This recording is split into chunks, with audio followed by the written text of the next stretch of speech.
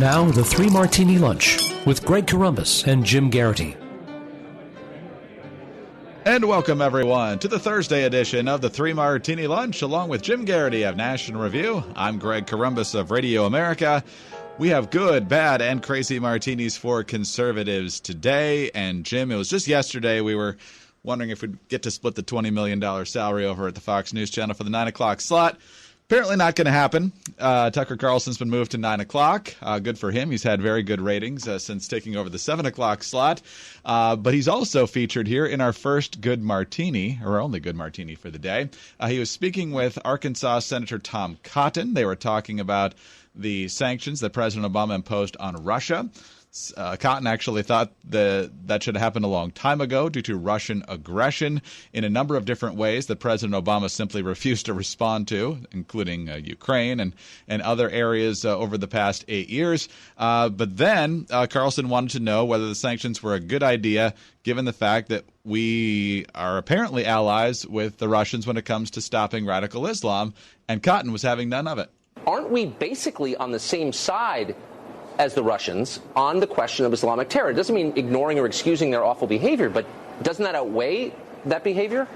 Well, Tucker, I wish it were so, but if you look at what Russia has done in Syria, they've taken the fight hardly at all to the Islamic State. They fought almost entirely the Syrian opposition that was fighting against Bashar al-Assad. They haven't been bombing Raqqa, the capital of the Islamic State. They've been bombing Aleppo, which is the main opposition holdout until it fell last month. It would be a good thing if Russia would work with the rest of the civilized world to counteract the threat of Islamic extremism, because they have their own Islamic extremists in the Caucasus region. Yeah. But they simply are not doing that in Syria. They're not doing much of it around the world either. Excellent point that Cotton makes there, Jim, because Russia had ample opportunity to make some pretty devastating impacts against ISIS, didn't take it, and so the allegation that they're really on our side in this fight is pretty flimsy. And we should point out, go back a little bit further, Greg, that did they help us in our efforts in Afghanistan against Al-Qaeda and against the Taliban? Yeah, they let us use, flyover rights and use a couple bases of their reasonably allied bases in the countries in the stands and places like that. But all in all, it's not like they said, hey, we're going to stand with you shoulder to shoulder and we're going to hit the Taliban too. They were not a help in Iraq. They've not been a help against any of our continuing operations since then. Yes, indeed, they are fighting an Islamist insurgency and forces like that in Chechnya. Their tactics tend to be a little more heavy-handed than I think we are comfortable with in terms of civilian casualties and things like that. I think Cotton hits it just the right note here, which is that, yeah, at first glance, it may look like Russia and we have a similar enemies. It would be nice if they would give us full-fledged help against ISIS and Al-Qaeda and related groups like that. So far, history does not point to that. And so there may be opportunities here and there. Certainly, we don't want to see Chechens and violent groups like that on the prowl. We are no stranger to their being victims of their violence. You think back to the Boston Marathon bombing. But all in all, you're looking whether it's Syria or other places, Russia hasn't really been that big a help against us. And I think it's safe to say that for whatever reason, Al-Qaeda and other Islamist groups have seen us as the great Satan, not Russia for some reason. Chechnya, obviously, for reasons of geography and historical purposes, is much more likely to be anti-Russia than some Islamist groups are. ISIS has targeted Russia in some cases, particularly after the intervention in Syria. But Russia's attitude towards Syria is they want to keep Bashar Assad running the show so they get access to the port at Tartus and various other strategic interests. So I'm not so sure. Now, I don't know if this is Tucker Carlson kind of being a devil's advocate, but I think that Tom Cotton puts it just right. We should not demonize Russia in the way that certain Democrats have because of their the convenient scapegoat of using them as a reason for why Hillary Clinton lost the election. But I don't think it does us any good to see them as any better than they are. And that means that they're probably not going to be all that useful as an ally in the war on terror, the war on ISIS, the war on Islamic extremism.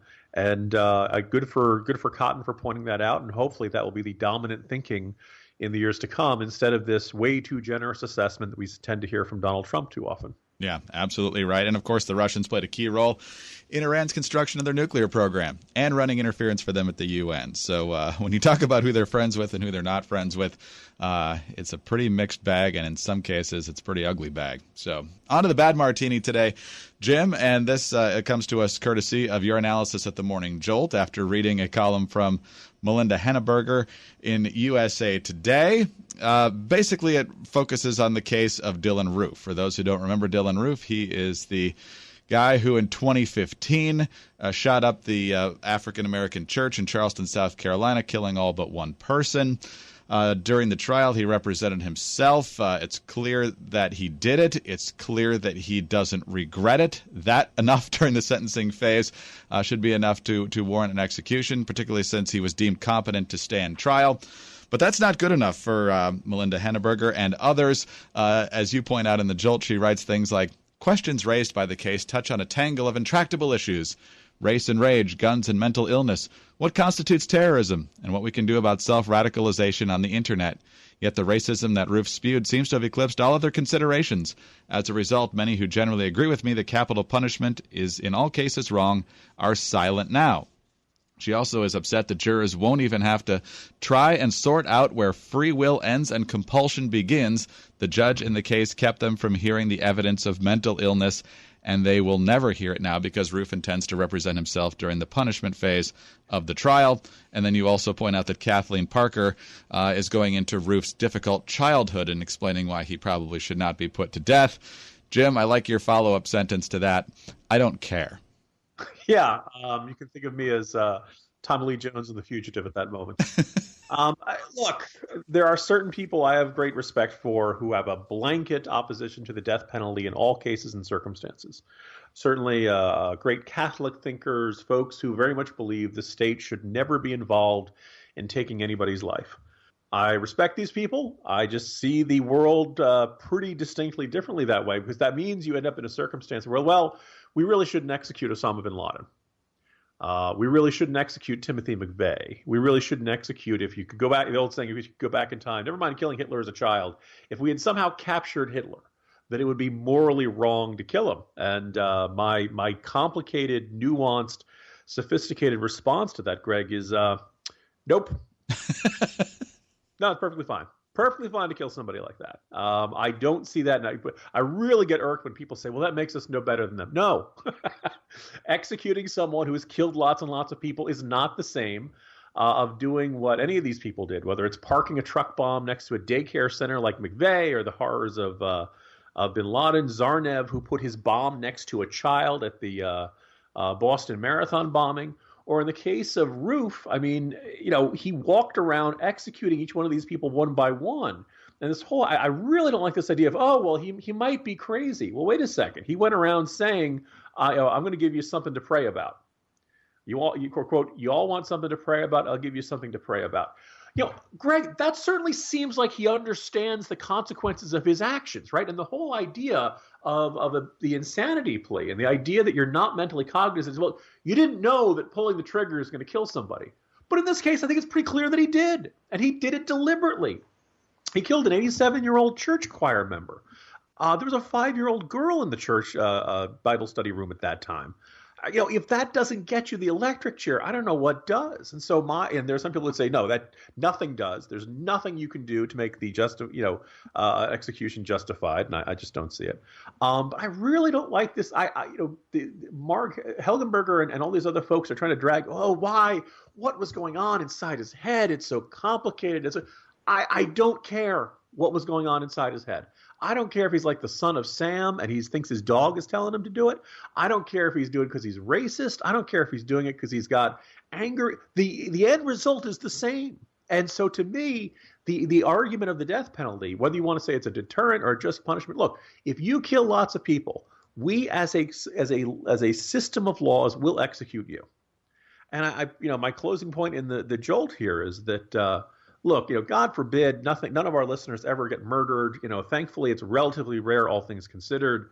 But we all live with that terrible fear. There's a reason that serial killer movies and movies about murder are popular. This is one of the things we live in fear of, and hopefully we can minimize that fear. But unfortunately, none of us can live a life completely free from the risk of being murdered. However, there is a group of people who are constantly under supervision and who basically, unless there's some sort of unexpected bit of prison violence, who live knowing they will never be murdered. Ironically, that group is convicted killers. And to me, that's entirely backwards of the way the world ought to be.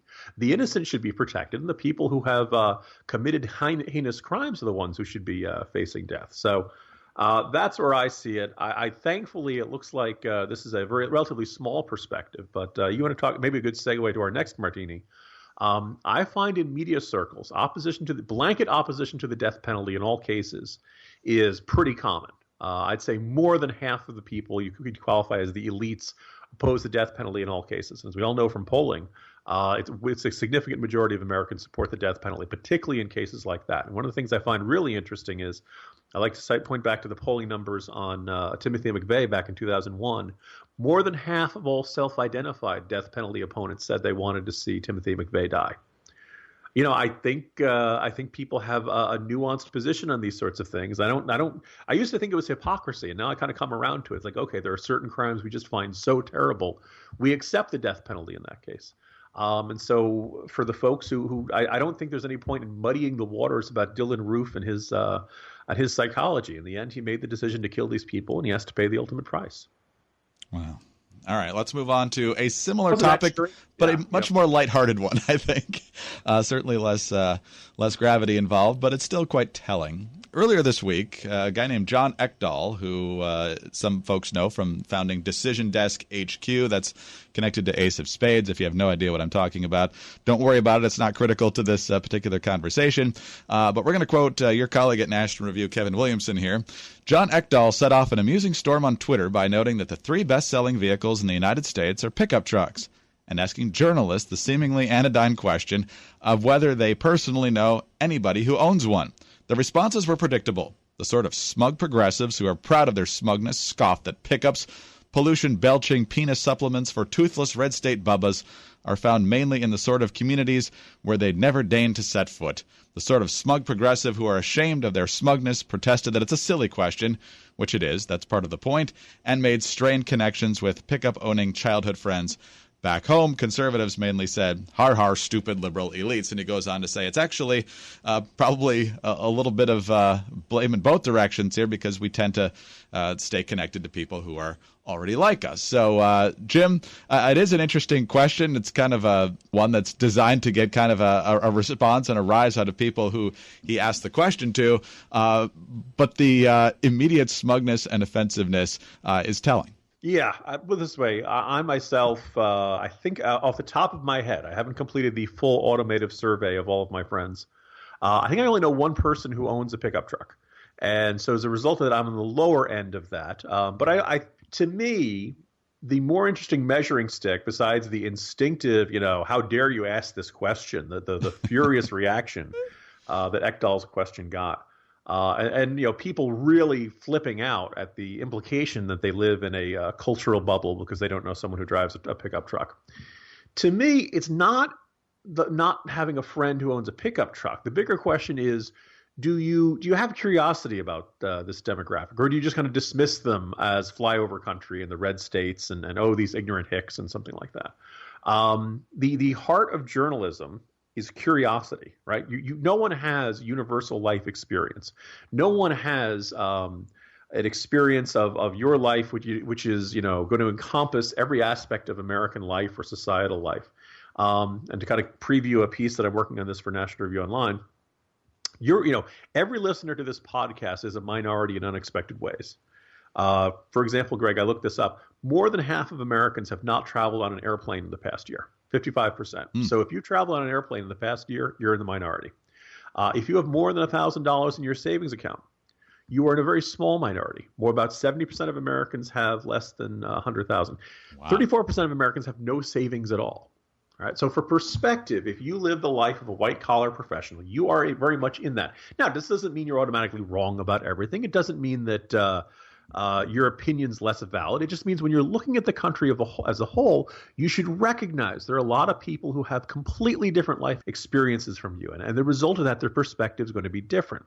This may or may not be relevant to every topic that comes down the pike. But for example, gun ownership and gun rights and the Second Amendment. Even if you feel safe and you feel like when you dial 911, the cops are going to be there fast, and you don't feel you need a gun, well, okay, great, good for you. But the reason the Second Amendment is there is for the guy who's working the midnight shift at 7-Eleven, where they've had 3 robberies in the past 2 months, right? I mean, this, ultimately, to understand some of these big issues, you need empathy. You need an ability to see life through the eyes of somebody else. And that's what I think makes for good journalism. I also think makes for good judgment. And the fact that, when the moment you hear about somebody asking, do you know anybody who owns a pickup truck? And you immediately say, the carbon emissions and they're gun-toting redneck.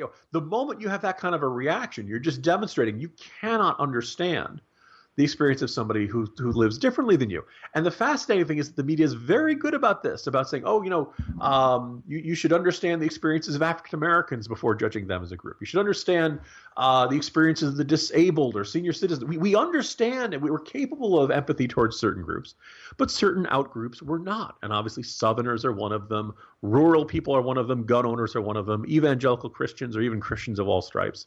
Sometimes you might even argue military veterans. And it's kind of, this is this is kind of glaring and obvious. And Ekdal's question just kind of crystallizes that pretty well. And we'd be better off and we'd be better served by the media if these folks tried to break out of their bubble and understand people who thought differently. Maybe they would change their minds. Maybe they wouldn't. But I think we could. One of the reasons 2016 shook out the way it did is because of this sense of constant condescension from elites who are, I think it's pretty safe to say, not all that much elite in terms of their thinking and judgment and way of seeing the world. Yeah, and it seems like like you said, they still have no interest in understanding the people who came back with the election results that surprised them so much. It's just they're doubling down on their elitism, it seems like. We'll see. Yeah, we're going to see over the next 2 years an increasing split between the prominent folks on the left whose job is to win votes. Both the office holders and the campaign strategists and the folks who want to build a winning strategy and philosophy and rhetoric and message and coalition to get back to being a majority versus those who just really get deep satisfaction out of their sense of cultural superiority and kind of just, ultimately the smugness is at the core of their identity. And if you take that away from them, it's, deeply psychologically disturbing. Happy Thursday, everybody. Yeah, really uplifting day today, the 3 Martini lunch. Jim? You know what makes you feel better? Just buy a pickup truck. That's right. See you tomorrow. Today. We should have done, by the Ford F-150 or something like that. Yeah, that would have been a perfect day for them to advertise. Missed opportunity, guys. Next time. All right, Jim, talk to you tomorrow. See you tomorrow, Greg. Jim Garrity of National Review. I'm Greg Corombos of Radio America. Thanks for being with us today, and be sure to join us on Friday for the next 3 Martini Lunch.